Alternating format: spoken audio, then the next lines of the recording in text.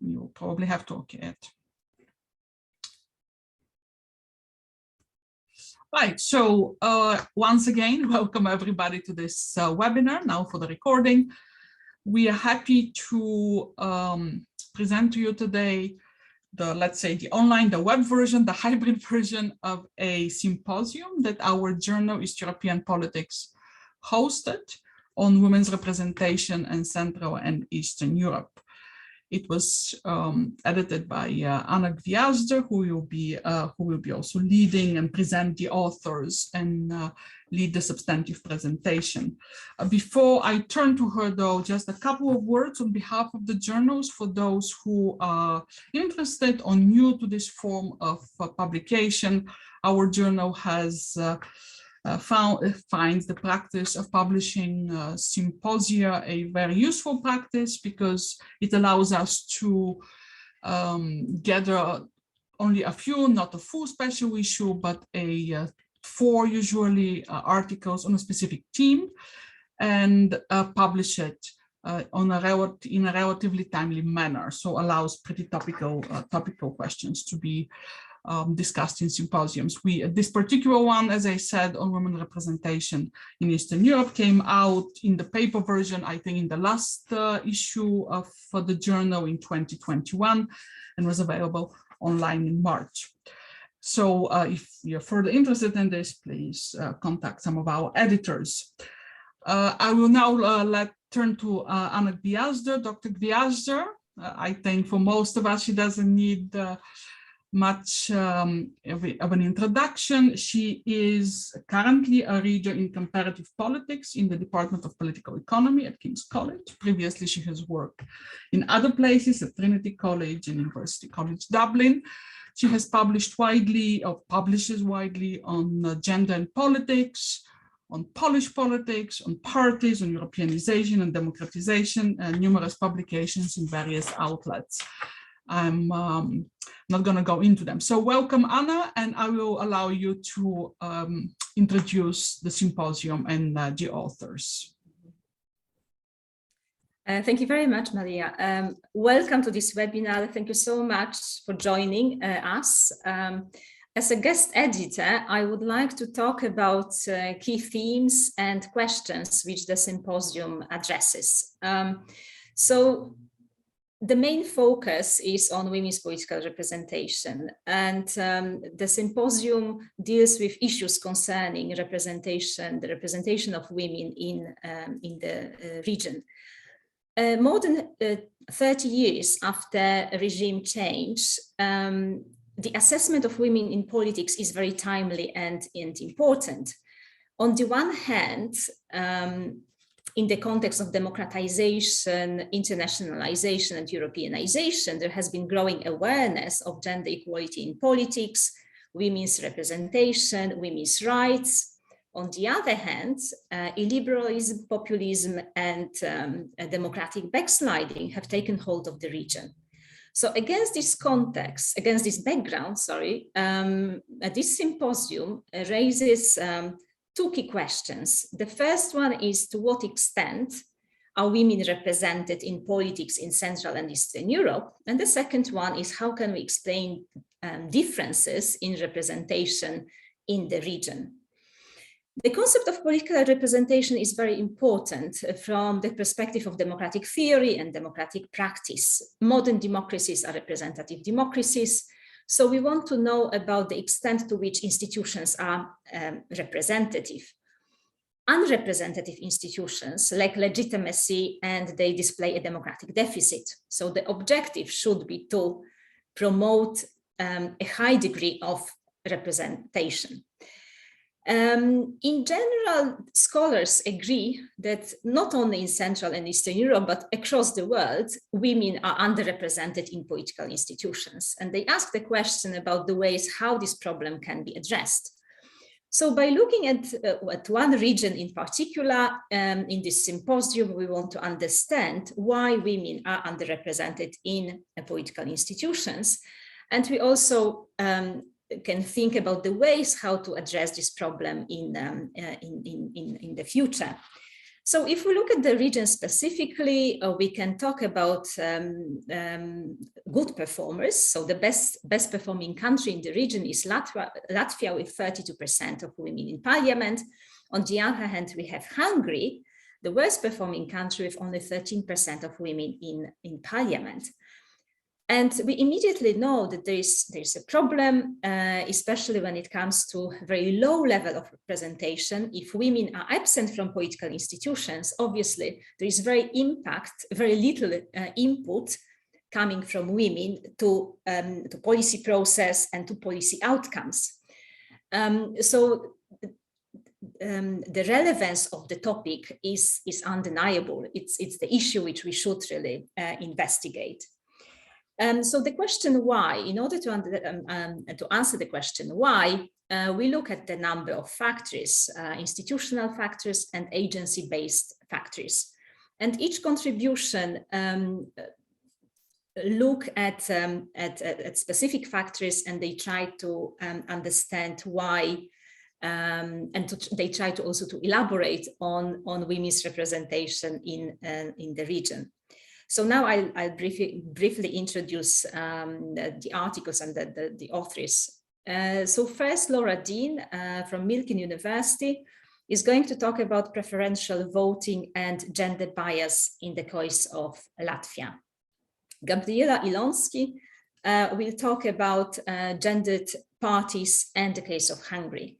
And Ania Vojvodic will talk about the role of women's groups and women's agency and gender quota adoption. So in order to start the substantive contributions or discussion about substantive issues, I want to start with the case of Poland. So very briefly, I present the case of Poland, and then I'll hand over to speakers. So let me share the slide now.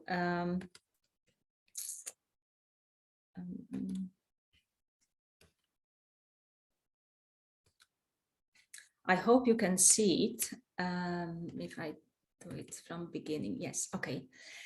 So in my contribution, in my article, I analyze the what and when of women's substantive representation, and I talk about the role of right-wing populist party ideology.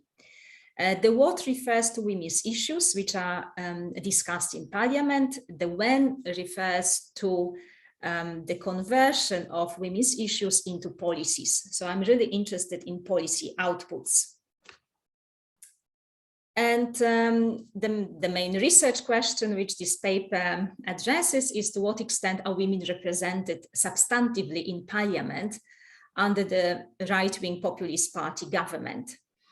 Substantive representation refers to acting for women. So specifically, I'm interested in policy outputs which try to enhance women's status, which try to enhance gender equality, and so on. And substantive representation can be examined both as a process and as an outcome. And despite the fact that the paper focuses on outcomes, on policy outcomes, I also talk about representation as a process. And I want to understand to what extent women participate in the process of representation. So the two subsequent questions are what women's issues are being represented in parliament and when are they adopted.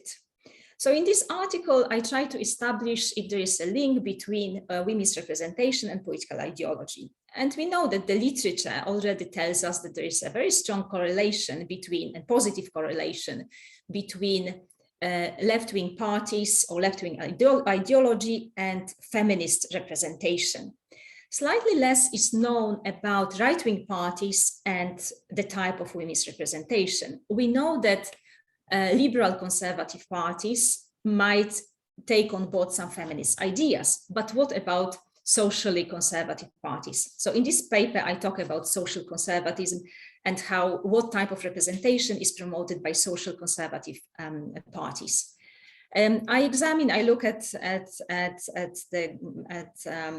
law and justice government. So the party was elected for the first time in the 2015 elections, and the party has been in power since then. I specifically focus on the very initial stage. I conducted fieldwork in Poland in 2017, so I interviewed representatives at that time. So really this period I examine is the first 2 years of law and justice in government. And I want to understand to what extent women's representation can be possible or maybe not in times of the right-wing populist party government in power. So I want to present the findings. The details obviously are presented in the article, but I don't want to have too long of a presentation, so I want to focus on the findings. And the main finding, which is not a surprising finding, is that conservative women have been better represented in parliament than feminist women. So I argue that gendered representation dominated. So I make a clear connection between right-wing populist ideology and gendered representation. And I say that there is this very strong link between gendered representation and right-wing ideology. And I define, or I talk about gendered representation as the political presence of a traditional understanding of women's roles in society as mothers and caregivers. Women are viewed through the prism of family and motherhood. Women are part of the family. They are not treated as independent subjects. And this type of representation is or reflects gender-based differences and traditional gender roles. So I make this connection. However, I need to add 2 caveats, interesting caveats, in fact. If we examine representation as a process, I can say that feminist interest or feminist representation was present. Why? Because opposition representatives, female representatives, expressed on many occasions feminist demands, feminist concerns, feminist interests. Yet, because of the fact that they were in minority in terms of policy outputs, there was very little feminist, there was no feminist representation. Yet, in terms of process, feminist voices were heard in parliament.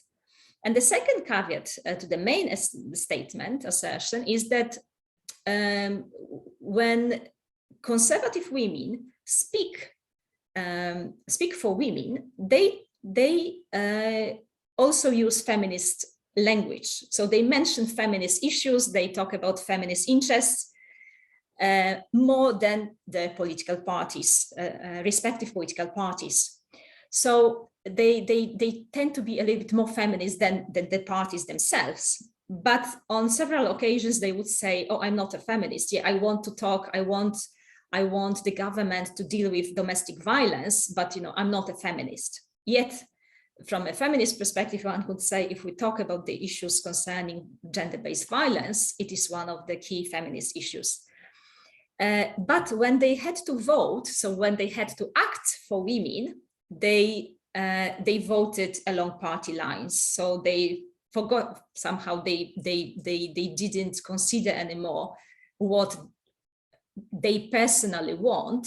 They voted with parties.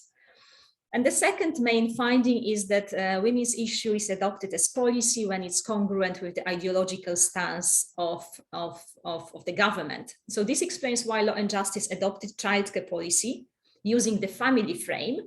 So the policy was adopted as the policy which promotes the well-being of families. There was nothing about gender equality, nothing about women returning to work or women returning to employment after maternity leave, and feminist perspective would also emphasize affordable childcare and nurseries. And again, this one piece of legislation didn't deal with these issues. So the childcare was seen from the family perspective, and it was, I argue, that it is also a type of gendered representation.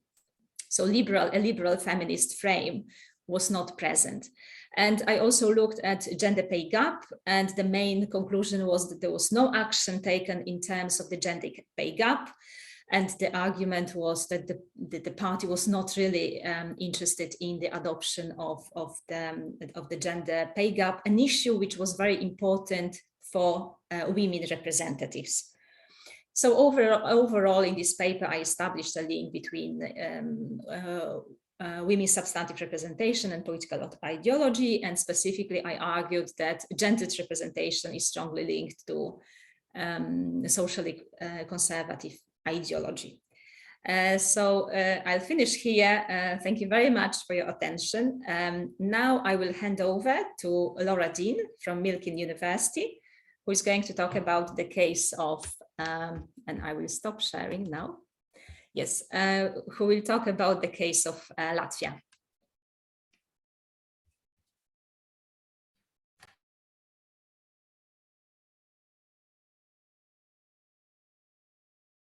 Have to unmute myself. Okay, there we go. You would think after so many years of doing this. Okay, okay, great. Can you all see the slide?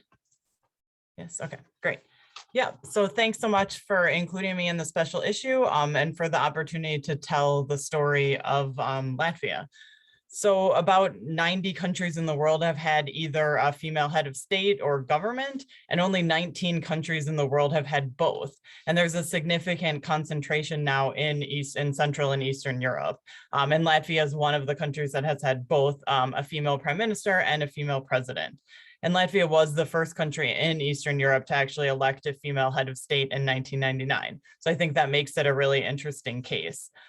Currently, as of yesterday, I just looked at the rankings. They're 7th in the region for women's representation, but they have no gender quotas mandated in the law or constitution, and they have no law to ensure gender equality in politics. So Latvia is the highest ranking country in Eastern Europe without gender quotas or institutional mechanisms to increase women's representation. So hopefully it's not letting me go forward. Let's see. Okay. Hold on a second. Go back. Huh, that's weird. Okay. Well, if it doesn't help me go forward, then maybe I will just forget my slides.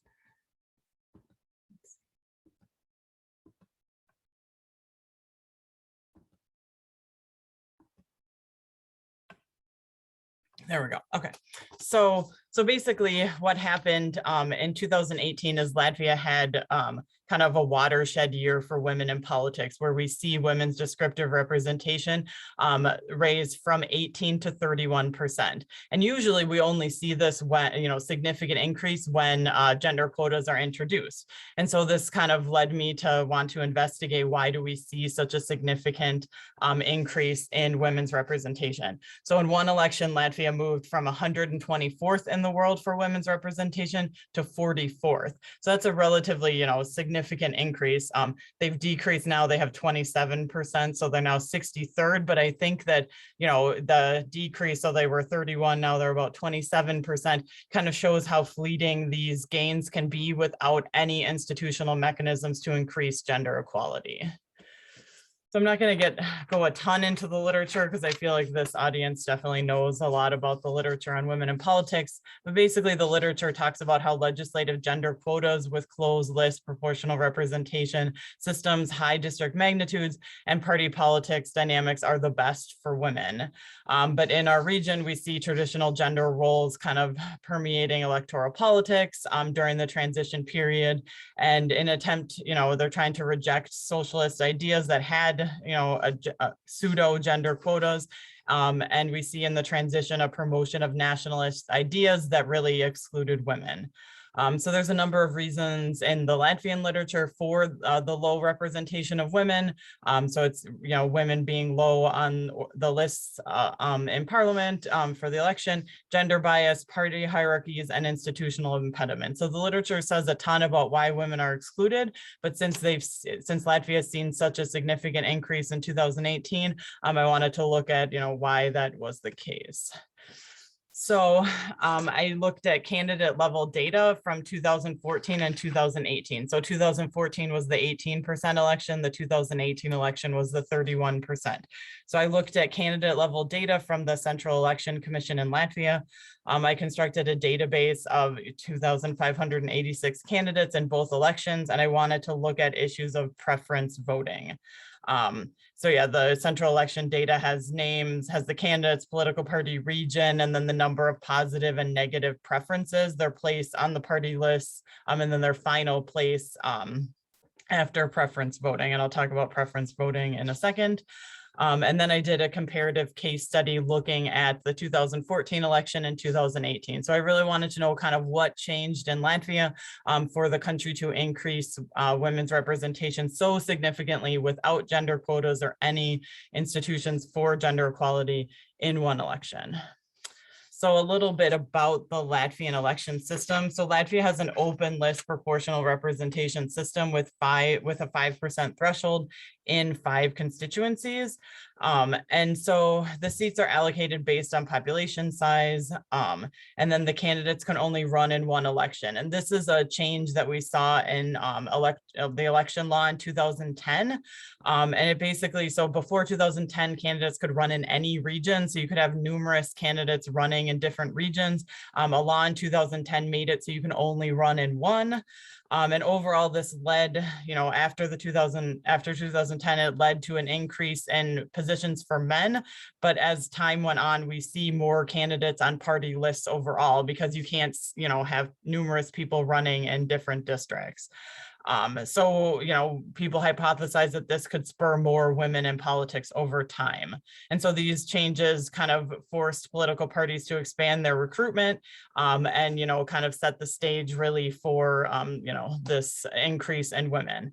And then voters can rank order candidates up and down the list, a system that could be detrimental to women. So if you look at the Latvian ballots there, you can put a plus or a minus in that. I guess it's like a triangle, diagonal box.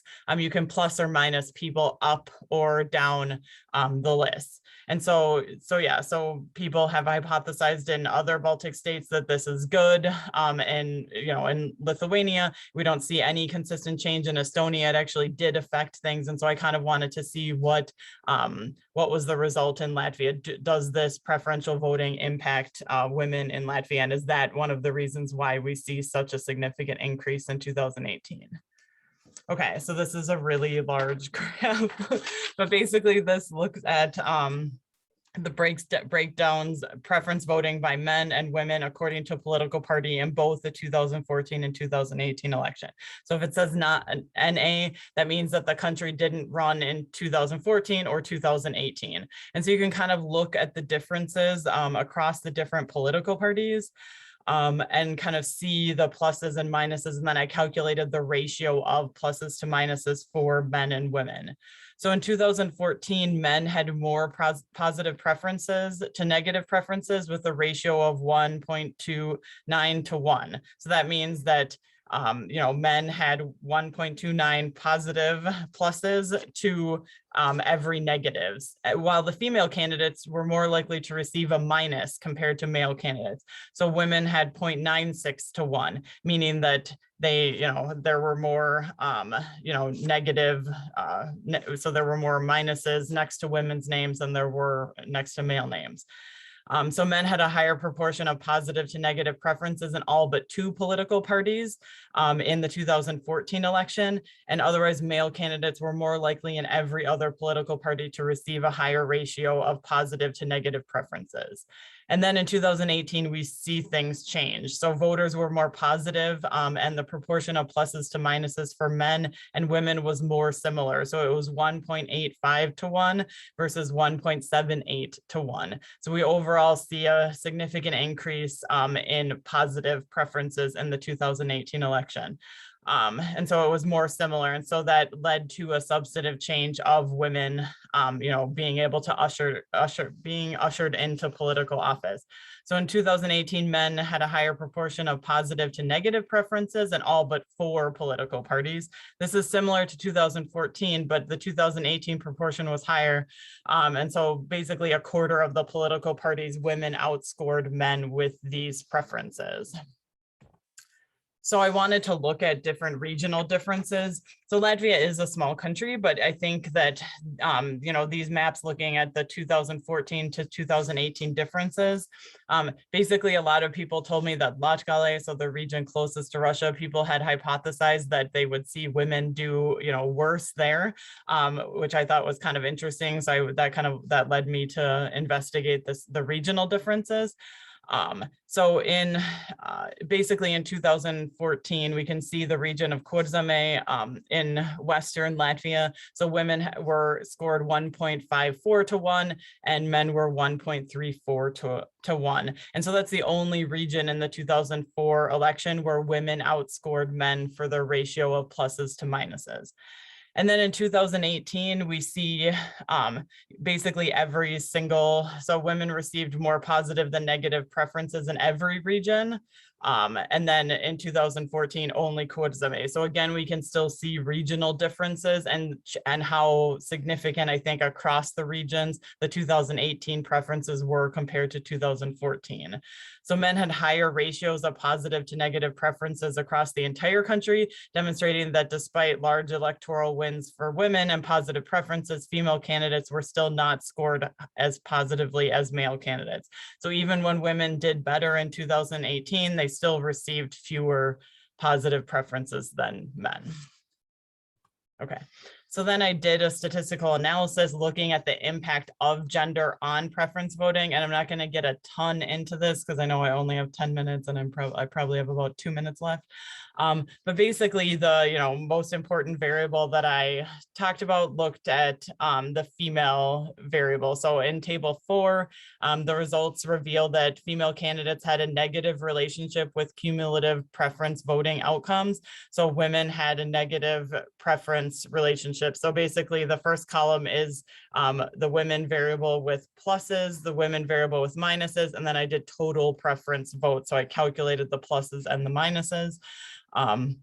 And so we see the difference between male and female candidates is minus 82.18, demonstrating the significant variation between male and female candidates in the election. So women were less likely to receive pluses and minuses, but the results in 2014 suggest the relationship between gender and preference voting was overwhelmingly negative, and it was statistically significant. Then I'll move on to table 5 because I'm sure I'm almost out of time. So in table 5, again, with the female variable, the variable that I'm really focusing on, female candidates had a positive relationship with cumulative voting outcomes in 2018, though this relationship isn't significant. So this kind of contrasts the findings from 2014 that show that female candidates had an overwhelmingly negative relationship with preference voting. And then in the 13th SIMA in 2018, we see the relationship, hold on a second. Sorry, I lost my, okay. In 2000, yeah, so it kind of contrasts. The 2014 showed women, had an overwhelmingly negative relationship, but then the relationship between female candidates and cumulative preference votes was down 30.17. So this shows kind of why more women were elected in 2018. So yeah, then again, I break the models down into positive and negative preferences, but overwhelmingly in the 13 SIMA, women weren't crossed out as often as male candidates, which is why we see only 5 women voted out. And I'll talk about that in my last slide. So I'm just going to kind of summarize my conclusion. So overall, the Latvian case shows us that preferential voting dynamics can change in every election, which I think makes it really difficult to predict if women will increase, if the number of women will increase in the future. So Latvia has another election coming up this October. And so we will see, the big question is, will Latvia keep its women's representation without any gender quotas? And when people ask me that question, I said it depends on the voter preferences. So I think there are 4 key reasons why we see this significant increase in women's representation. So the electoral law changes in 2010 required candidates to run in only one region, and this spurred the highest number of female candidates running for office in Latvian history in 2018. So the institutional change, the higher number, and then led to a higher number of women running. We see more female candidates coupled with preferential voting dynamics that promoted twice as many women in the parliamentary mandates than in 2018. So men were more likely to be voted in and out compared to women candidates, but in 2018, women were less likely to be voted out. Because again, you know, the preferences will kick people out of, you know, a seat in parliament. So these voting dynamics change. So the overall results demonstrate that Latvian voters are not consistently biased against female candidates, because we do see a change from mostly negative preferences for women in 2014 to mostly positive preferences in 2018. So preferential voting could continue to impact women's representation in future elections. And I think that my findings show how electoral and legislative rules can shape gender differences and how biases among political parties can be somewhat remedied by Latvian voters. But the persistence of these results and, you know, these gains for women could be a one-time occurrence. If in 2022 we see, you know, an increase in negative preferences for women candidates, then we could see these electoral gains being significantly diminished. So yeah, I think that's my 10 minutes. So thanks so much for listening. And I will stop sharing my screen. Yeah, thank you very much, Laura. And now I would like to invite Gabriela Ilonski from Corvinus University to talk about gendered parties in Hungary, the case of Hungary. Thank you very much. First of all, you know, two personal comments. One is that unfortunately the co-author of the chapter, Adrian Vajda, cannot participate today for personal reasons. So I tried to work this out well. But the other, you know, more personal thing is that once I would be happy to give a presentation like the former case Laura did, to explain why things have improved, you know, why women's representation has increased, because constantly, you know, in Hungary, we are facing a situation that there is no improvement whatsoever. And the level of female representation in parliament is constantly a little bit below or a little bit above 10%. So it's a really difficult task to explain and try to explain and to contemplate about it. Now, this is what our article with Adrian, you know, is about, trying to make an attempt to explain how parties' candidate selection on the one hand and voters' behavior on the other hand might explain this very peculiar situation. And it's really peculiar because all the other countries in Central and Eastern Europe in this regard have improved irrespective of their democratic decline or democratic improvement, while we tend to be at the very same level. Now, to begin with, I think our article adds to, or reflects rather, to be more modest on this, reflects on the academic literature in three respects. This was our ambition. The first ambition is that, you know, in candidate nomination, parties' candidate nomination, there is a framework, this what we call the supply and demand framework, which basically argues and proves that it is demand, parties' demand, that largely explains women underrepresentation among candidates, and not the supply. So it's not the point that women do not come forward, as you know, classics have said, but parties do not look for women. So we wanted to contribute to this part of the literature. Second, we wanted to add or reflect on the literature of electoral systems, the impact of electoral systems, which basically evolves around the point that more proportional systems tend to support women, candidacy and representation, while less proportional or single-member district systems are unfavorable for women.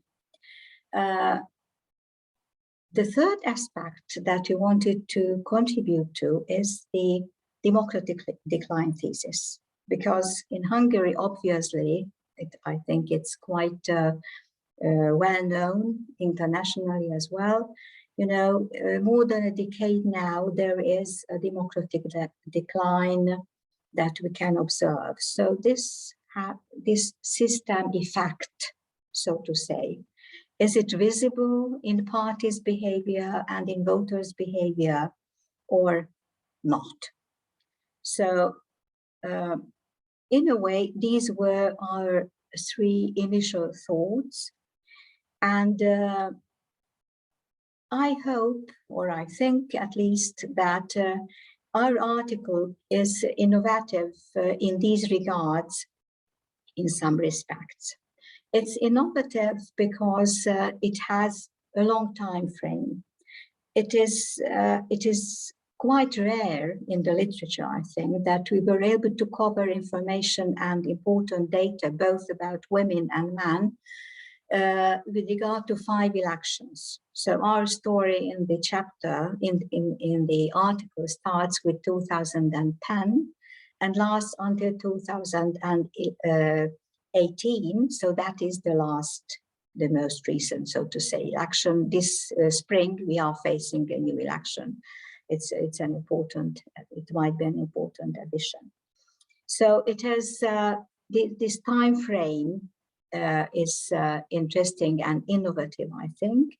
Also, it is innovative because it is in a way complex, because it's not only the party side, but also the voter side, which is included. So this is what parties do, and this is what voters do, or this is their response. So altogether, we wanted to make our article very dynamic. Whether we failed or not, you know, it's the readers will judge.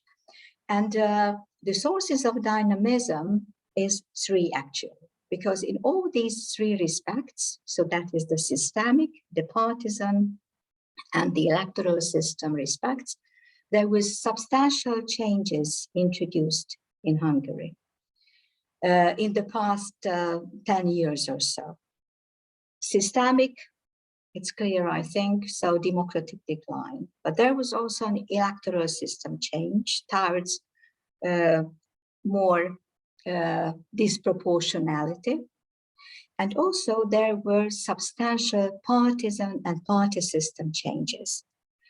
So when thinking about it, actually our assumption was that systemically a negative scenario can be expected. Democratic decline will bring about decline in parties' nomination strategies, in opposition parties' nomination strategies, and also in voter behavior, because we should know that there is a very strong alignment between the populist right and their voters. So half of the Hungarian population, and certainly it has an impact. We also expected a negative scenario, so to say. We had negative expectations about the electoral system change. And also we had a negative or a no impact scenario in terms of parties, because the left was not very pro-gender in the past, and because the new parties that appeared from the extreme right, Jobbik, to other parties, they didn't seem to be very gender sensitive. So in face of these so to say, negative expectations, we have to modify somehow for the better, still our negative scenario. What we have found, and I haven't prepared slides, the article is full of figures and tables, so probably if you have the time, please look at those. Now you have to believe what I'm saying. What we have found, that it seems the electoral system change had no impact. So this negative scenario on the smaller size of women candidates due to the electoral system change cannot be proven. Strangely, and but it's a good news, of course, strangely, the systemic effect, democratic decline effect, showed sorry, reverse impact. What do I mean by this reverse or opposite impact?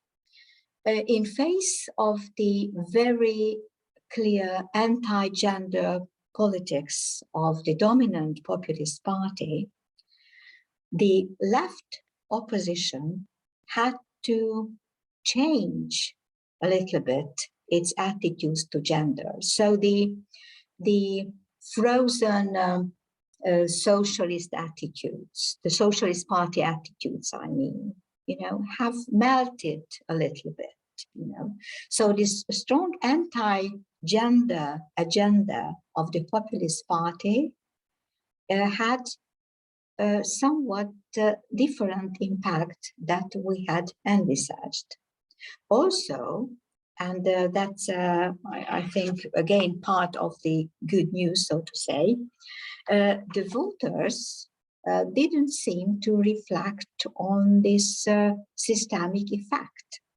So we didn't find that women candidates were disprivileged because of their gender, right? So there was no voters there was no voters behavior that could prove that the voters disprivileged women. What we have actually found, and this might have a broader meaning and a broader message for the parties as well, that voters value political resources in terms of women and men as well. So going back to candidates, to the problem of candidate selection, if parties establish women candidacy with women who have resources, and by resources we mean, of course, the political resources, so, and they are well built up, then voters will appreciate that. So we were able to demonstrate this with some parties, with some elections, of course, not for the overall picture, because in the first place, we have a dominant extreme right party, which doesn't care about this issue, but with the opposition parties in some elections, we were able to prove that voters do not only not disprivilege women, but they accept women candidates above the list shares and figures when women seem to be potential good representatives. So they have ample resources. So after all, while the picture is not rosy, so to say, not at all in Hungary, but our very blackish expectations in this regard have been modified. Very much depends on whether the opposition parties are able to achieve better election results at the upcoming elections, because in that case, their impact on the candidate selection will become visible at the level of representation, descriptive representation as well. And as we know from Anna's initial remarks, descriptive representation is a step to substantive representation. So without descriptive representation and the process that it makes possible, we cannot really achieve substantive results. So that's the first step. Thank you for your attention. Thank you very much. And now I would like to invite Ania Wojwodic to talk from the City University of New York, LaGuardia Community College, to talk about women's groups and gender quota adoption. Thank you, Anna. Hello, everyone. It's a pleasure to be here. Let me just share my screen and get my slides up.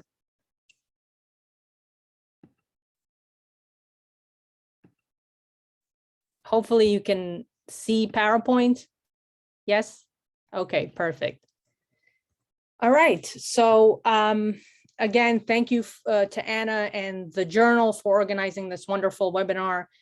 I'm excited to be here today and to present on my article, which appeared along with my colleagues' articles in the special issue of East European Politics.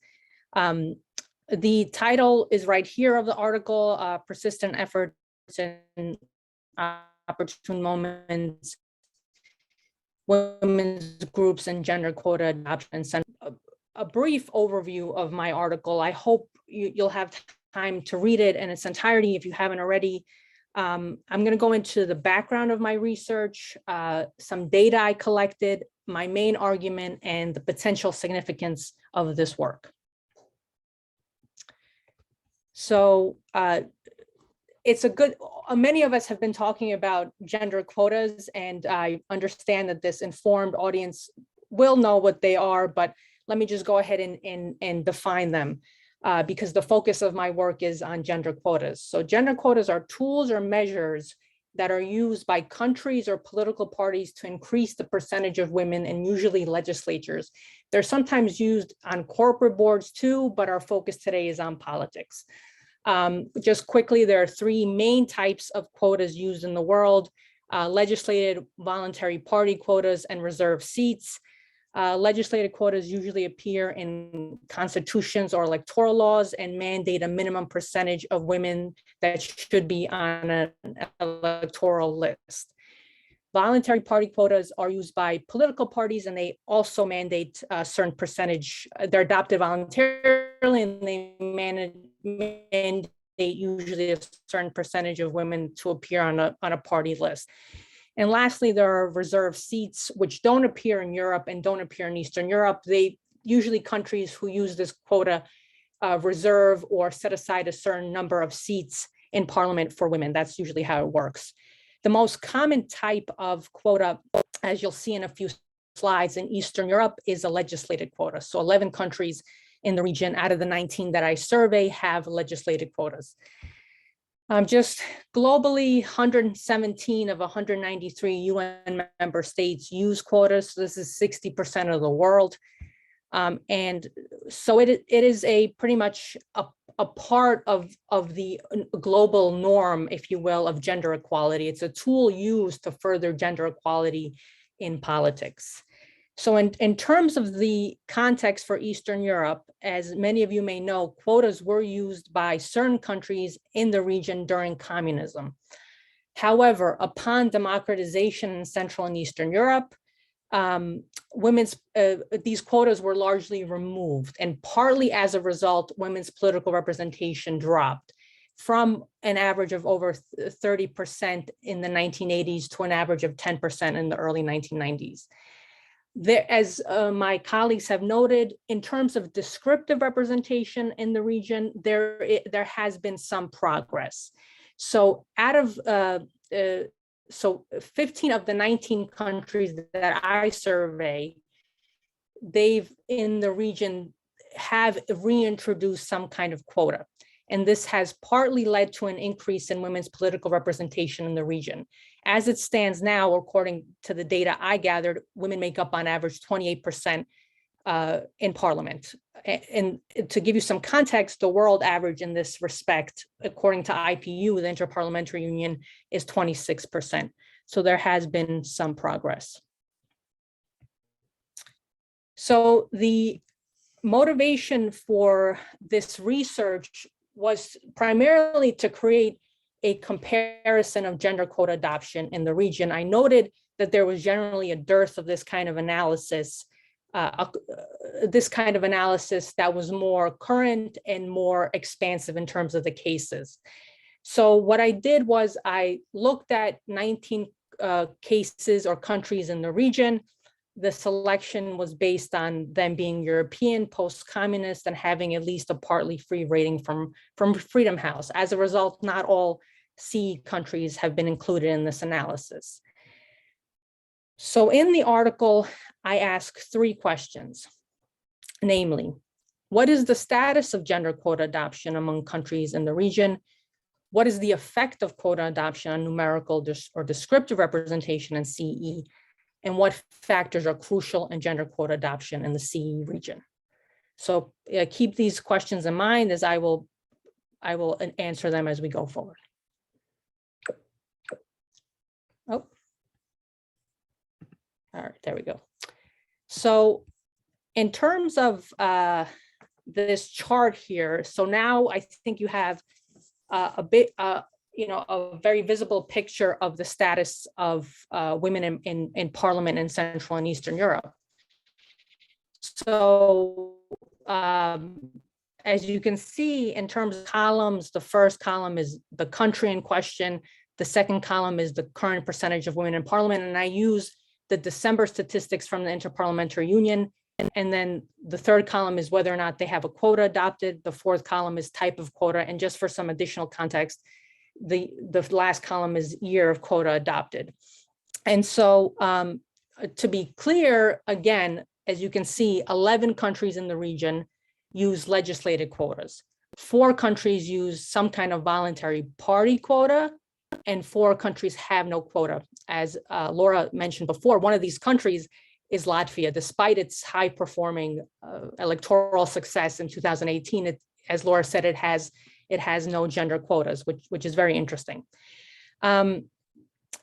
The other aspects of this chart that I wanted to point out is that in terms of the top 6 leaders in Central and Eastern Europe, according to my data, North Macedonia actually leads the region, but all the top 6 leaders all have legislated quotas, and among them, they have over 30% women represented in their parliaments.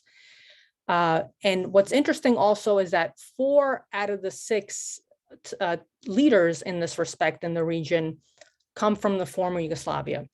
And in fact, all countries of the former Yugoslavia have not just a quota, but a legislated quota. And that harkens back to some post-conflict and democratization issues I'll get into a little bit later.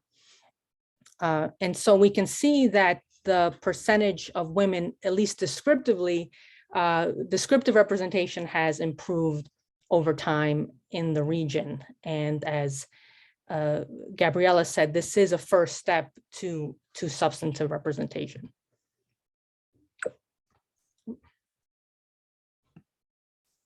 So in terms of the third question that I asked, which factors are important in terms of quota adoption? So why are quotas adopted in the region?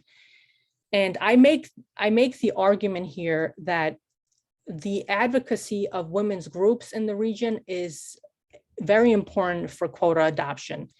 And so through secondary research and through some interviewing, I was able to find evidence that in most countries where there is a legislated quota, there is evidence of advocacy and persistent lobbying of women's groups.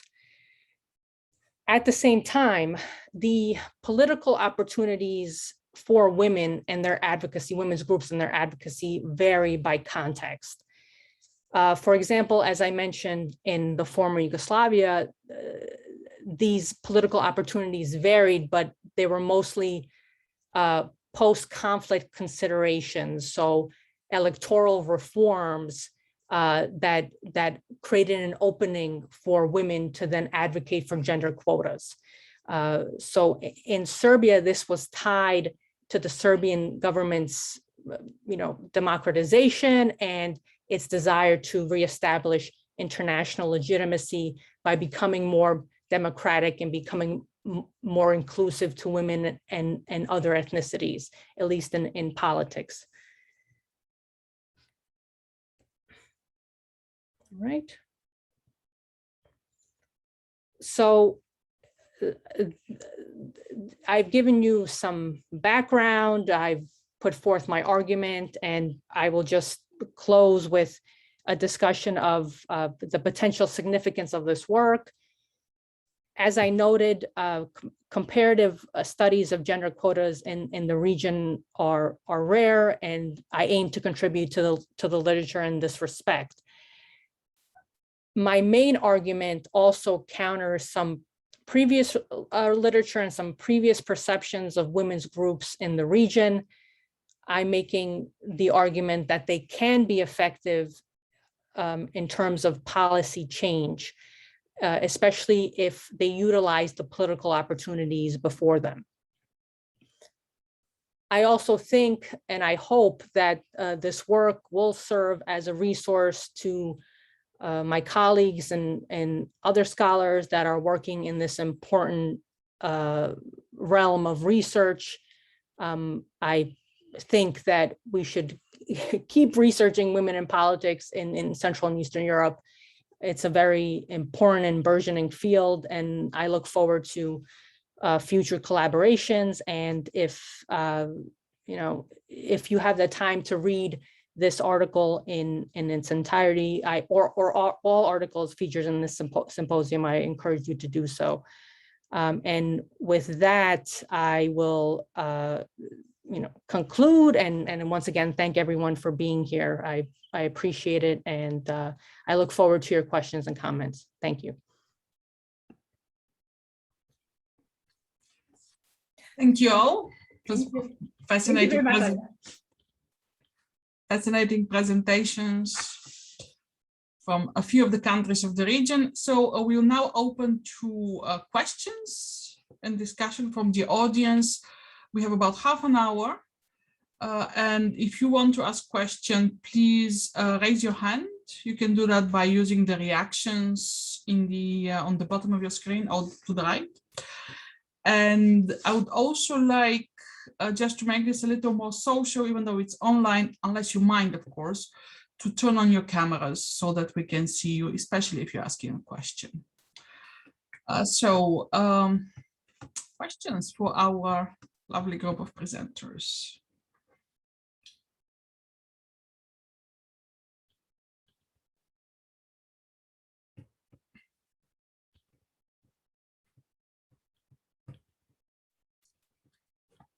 Yes, Christina. Hi, hello, I'm Christina Akiva, and I'm sorry, I didn't really want to be the first. Can you hear me? Yes. My AirPods don't always function properly. I had a sort of a comment that I think, because I'm originally a theorist, and I think I should first of all say that I'm really happy to see so many of you whom I've actually met before. I haven't actually seen so many people working on women's representation in politics in Central and Eastern Europe together in the same room for a really long time. So it's a real pleasure to do this. I just wanted to make a general comment, and if the presenters would like to elaborate, I'd be very happy, but otherwise. And of course, this comes from my own obsessions, because we all filter research through our own obsessions. I was thinking of how much the 4 papers speak to 2 theoretical ideas. One of them is they're kind of related to each other. One of them is the notion of democratic erosion, and here I'm thinking specifically about Anna's paper and Gabriela and Adrian's papers. And then about the concept of democratic resilience as well. So here I'm thinking about Laura's paper and Anya's as well, because I think these are two things that are very closely related to each other, and we haven't conceptualized enough in relation to women's political representation. You know, what are the mechanisms that, in terms of political representation, relate to democratic erosion, and what are the mechanisms that drive democratic resilience? And I think we should ask these questions, like sort of general comment that perhaps we as a community could tackle these really big issues more, because we do tackle them so well in all the case studies, and the case studies in these papers have been wonderful. So that was a sort of an overarching comment for everybody. Thank you. Would you like to respond, Anna, or anybody else, or should we? Yeah, I'd like to thank Christina for this comment. Yeah, brilliant comment, and a very important one, because obviously, considering politics in Central and Eastern Europe, we need to take seriously the issue of democratic erosion and democratic resilience, and how these two processes might be happening at the same time in some ways. So I can speak more about democratic erosion, but then at the same time, because this is really what I discuss in the paper, but I could also talk about democratic resilience, then I need to mention my current research. So I talk about democratic erosion. So when talking about women's rights and democratic erosion, yeah, we need to mention this opposition to gender equality, and all movements, anti-gender movements, anti-feminist movements, and what role they play in putting issues on the agenda. And obviously in this case, Poland is an excellent case study, because we see very strong ultra-conservative movements aligned with the church, and how they manage to put issues on the agenda, and then how the governing political party responds to this issue. So it would be interesting really to talk about, you know, different actors, how they play a role. And yeah, the question about mechanisms, so what mechanisms should be employed in order to deal with over-representation of some issues, and then under-representation of other issues. A word about democratic resilience, again, by looking at the case of Poland, one could say that women's mobilization and women's protests were very clear signs of resilience, signs of the power of civil society, and the fact that women have a very strong voice, and we need to investigate further the role of women's agency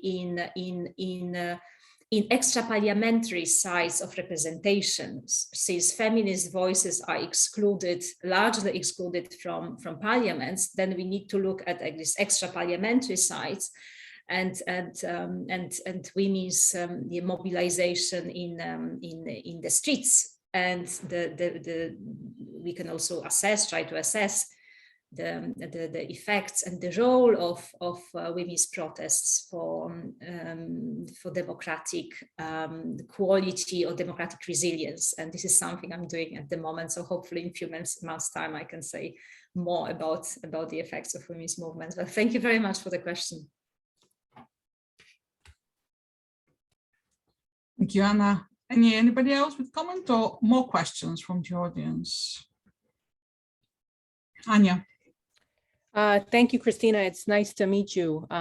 So in terms of, I also wonder, in terms of gender quotas, what the illiberal turn will do for gender quotas in the region, and what it'll do for women's political representation. So a lot of these quotas were adopted a little bit before the illiberal turn that we see now.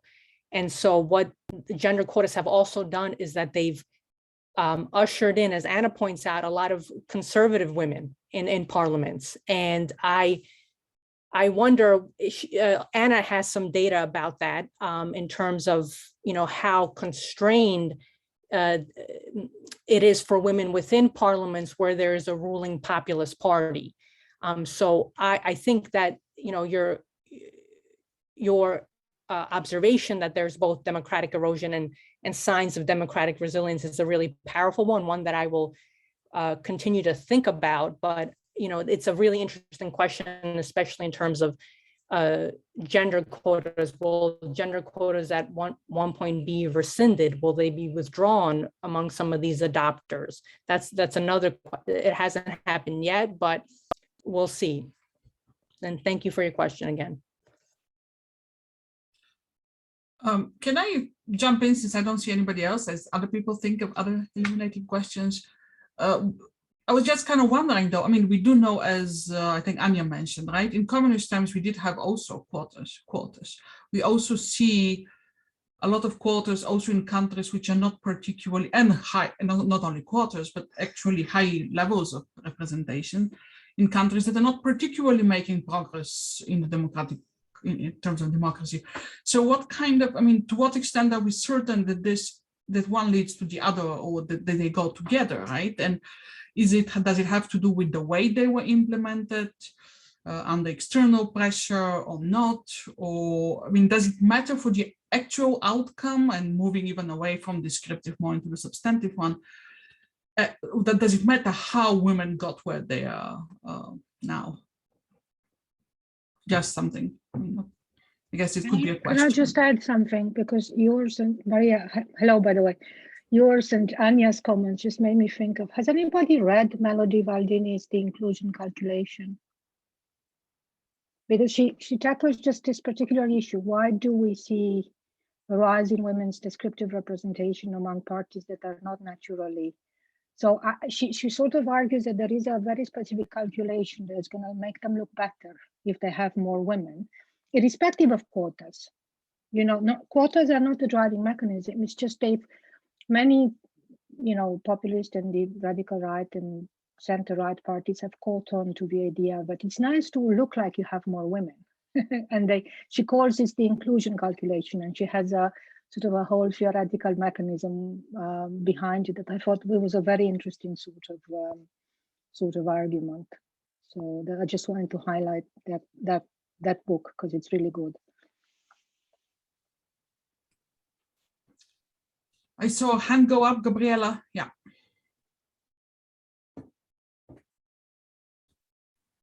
Yes, I would like to connect to two things. One is about the quota issue. It's very important. However, I also have concerns that Anya yourself, you have mentioned, these post-conflict societies and the quota regulations.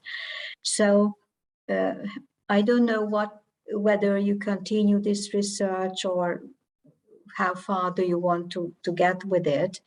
But it would be very good to know really what was the power of international actors, to implement these quotas, because sometimes when I look at not only Central and Eastern Europe, but globally, so to say, it seems quite interesting that in very many countries that are far from any democratic standards, we come across with quota regulations, and that, I think the reason, one reason could be, this pressure from international organizations. So this is what.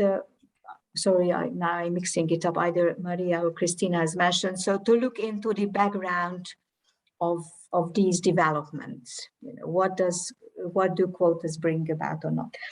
My other comment is turning back to democratic decline and women's positions. Now, if you have the opportunity, the chance, sometime to read our article with Adrian's, there is a certain section when we express our ambivalence and uncertainty in this regard, because we try to identify through surveys, population surveys, women's attitudes, what do women think, etc., etc. What do they think about women's representation. And the Hungarian figures, the Hungarian data, in some cases are much better than in other countries in Central and Eastern Europe. So there is this impression that Hungarians are very nice, gender-conscious people. Still, they wouldn't, vote for parties or for women that are also gender conscious. So to understand this, we couldn't solve this in the article. What we were able to prove, to demonstrate, that women, when voting, are not anti-gender, right? So that was our finding. But we couldn't respond to this challenge, the survey results, and female representation results. So this is really a democracy problem, and it goes back to what is democratic decline. So in Hungary, democratic, and probably in other countries as well, is an attack on civil society, right? So for a couple of years now, women's groups or other civil society organizations that aim to solve some democratic problems are not in the position to do that at all.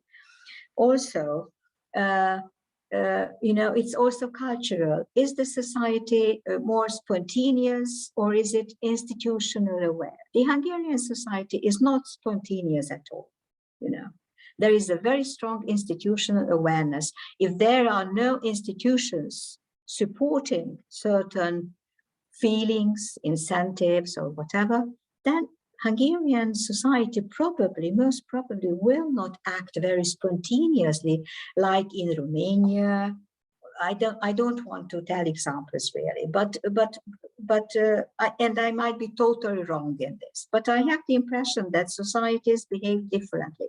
So if there is an anti-democratic attempt on civil society organizations, and not only, but even on party organizations and on other institutions, and the society is not spontaneous, then it cannot express itself in a proper way. So, of course, I don't know anything, it turns out, from my answer, but Christina's question is very, very topical. So how we could theorize democratic decline in terms of gender, right? And there are bits and pieces here and there, but more comparative efforts probably, and theoretical efforts should be made to come out with some solutions, with some ideas in this regard. Yes, sorry for being long. It's okay. Other questions from the audience or from the panelists, or responses? We haven't heard from someone.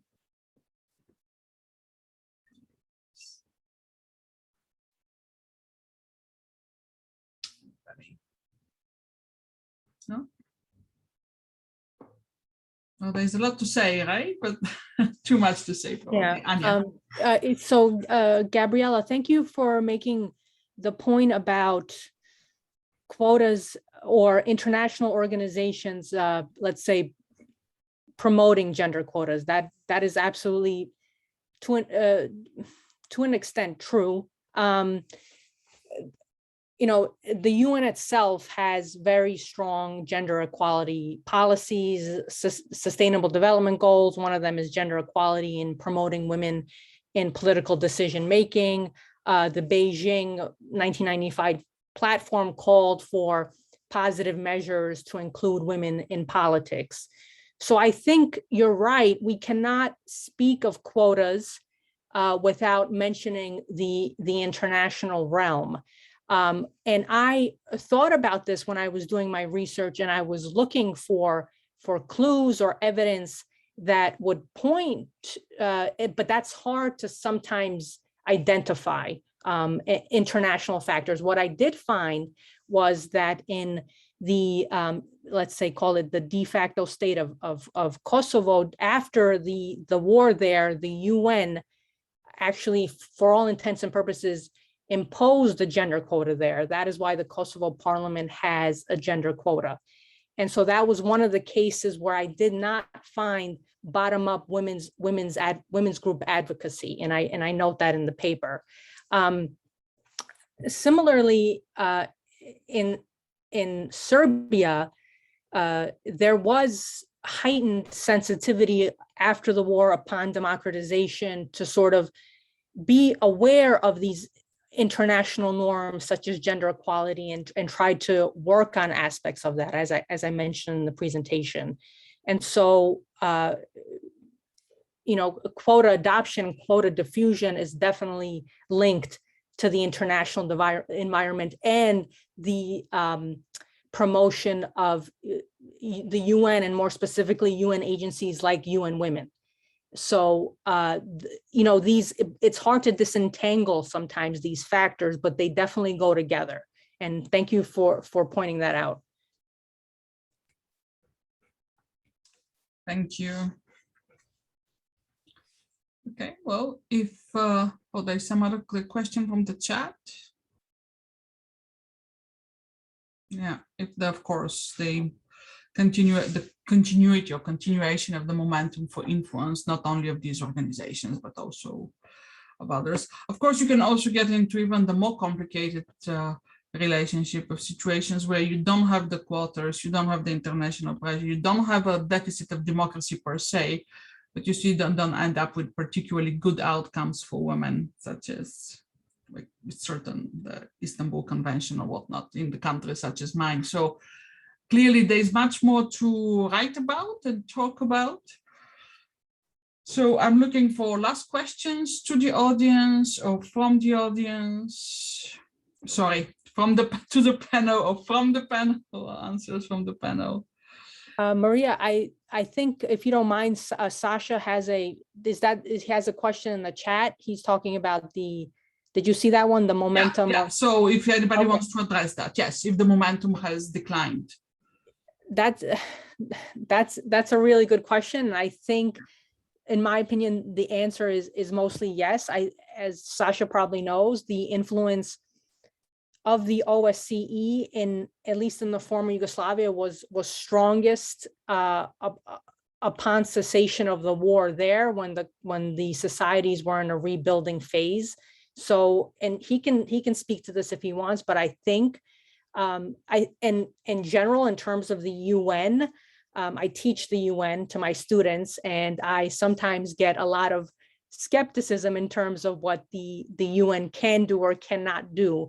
And from my perspective, even though, you know, it pains me to say this, I do feel like these international organizations are not having as much visible effect, although they, to their credit, they're still working very hard, promoting certain ideals as best as they can. But the world itself is changing, right? We're seeing generally anti-democratic movements becoming stronger. So, yeah.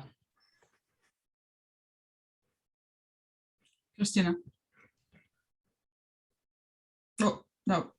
Sorry, I just wanted to highlight quickly, there is emerging research on this, Anya. There are people who are working on sort of like hybrid and non-democratic regimes trying to upload the crazy gender norms to the international level. So the international system they were counting on is no longer there, because there's a systematic effort to kind of replace the egalitarian gender norms with others. And you can see this with occasional instances of cooperation at the EU level, but also Poland and Hungary when they try, and elsewhere. But that's all I wanted to say. You should watch out for this, because there's some stuff coming out that is really cool, I think.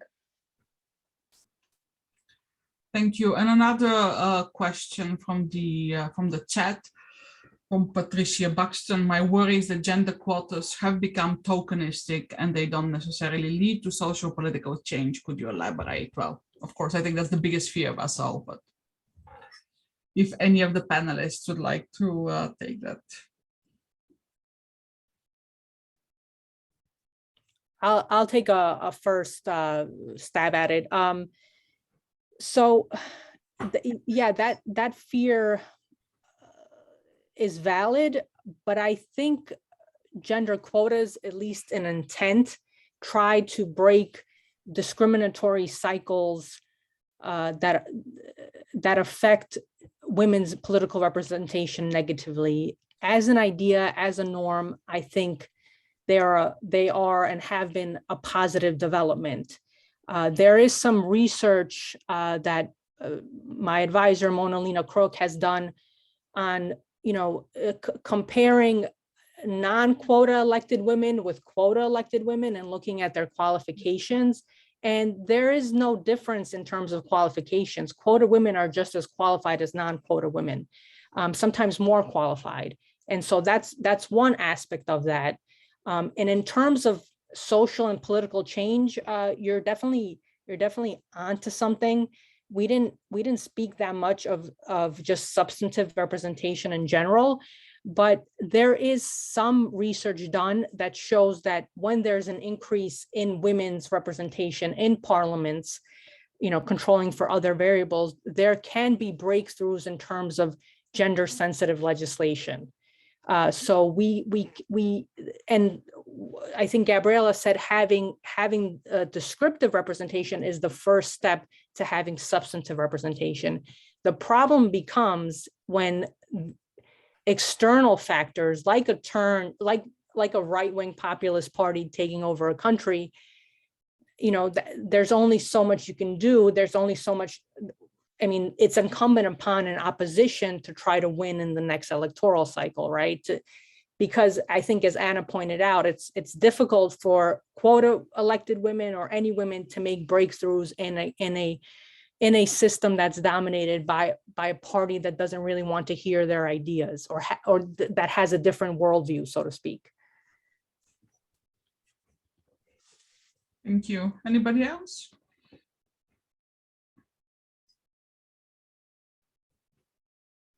No, I guess you'll leave that then for further research, unless there are any other last minute questions from the audience. We're almost out of time in any case. So with that, I would end the recording by thanking everybody for being here today. Great audience, great questions, and of course, mostly to our panelists. And I wish you all good luck in your further research, and we are very happy that this research found an outlet in East European politics.